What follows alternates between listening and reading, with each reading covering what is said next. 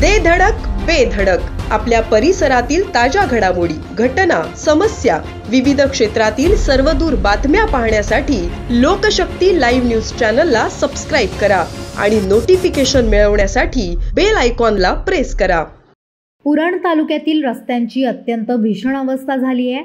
अनेक गावातील रस्त्यांची चाळण झाली असून वाहन चालकांची या रस्त्यावरून मार्गक्रमण करताना भीतीने गाळण होत आहे। पिरकोण-आवळे रस्त्याचे काम निकृष्ट दर्जाचे झाल्याचा आरोप माजी सरपंच वैभवी नंदकुमार म्हात्रे यांनी केलाय।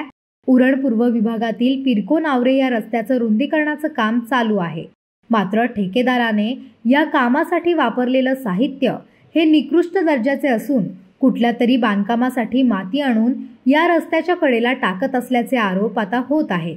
रस्त्याचे रुंदीकरण करताना दोन्ही बाजूंनी सारखंच करावं अशी नागरिकांची अपेक्षा आहे, मात्र ठेकेदार राजकीय हेवेदावे करून काही लोकांची झाडे वॉल कंपाऊंड वाचवतात तर काही जणांची तोडून टाकतात। याबाबत आवळे ग्रामपंचायतीच्या माजी सरपंच वैभवी म्हात्रे यांनी ठेकेदाराला विचारले असता त्यांना थातूरमातूर उत्तरे देत वेळ मारून नेली। हे निकृष्ट दर्जाचे काम वेळीच थांबवावे, याबाबत योग्य ती कारवाई करावी अशी मागणी आवळे ग्रामपंचायतीच्या माजी सरपंच वैभवी नंदकुमार म्हात्रे यांनी केली आहे।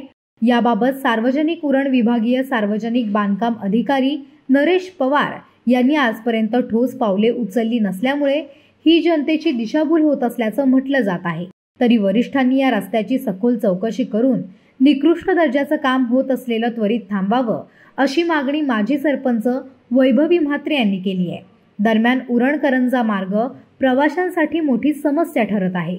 अरुंद रस्ता आणि तोही खास खळग्यांचा, त्यात नव्याने सुरू झालेला मोठा मच्छी मार्केट, त्यामुळे वाढती ये-जा करणाऱ्या गाड्यांची वर्दळ, तासा अर्ध्या तासाला रस्ता जाम होतोय। काही दिवसांपूर्वी एका निष्पाप मुलीचा हकनाक बळी गेला असताना शासनाला जाग का येत नाही असा सवाल आता विचारण्यात येत आहे। लवकरात लवकर या रस्त्याचे काम केले नाही तर पुढे मोठा अपघात होऊ शकतो, यामुळे रस्ता रुंदीकरण केल्या वाचून पर्याय नाही, याची शासनाने लवकरात लवकर दखल घ्यावी अशी त्रस्त नागरिकांकडून मागणी होत आहे। लोकशक्ती लाईव्हसाठी न्यूज ब्युरो उरण। अशाच सच्चाई दर्शवणाऱ्या बातम्या पाहण्यासाठी लोकशक्ती लाईव्ह न्यूज चॅनलला लाईक करा, शेअर करा आणि सबस्क्राईब करा।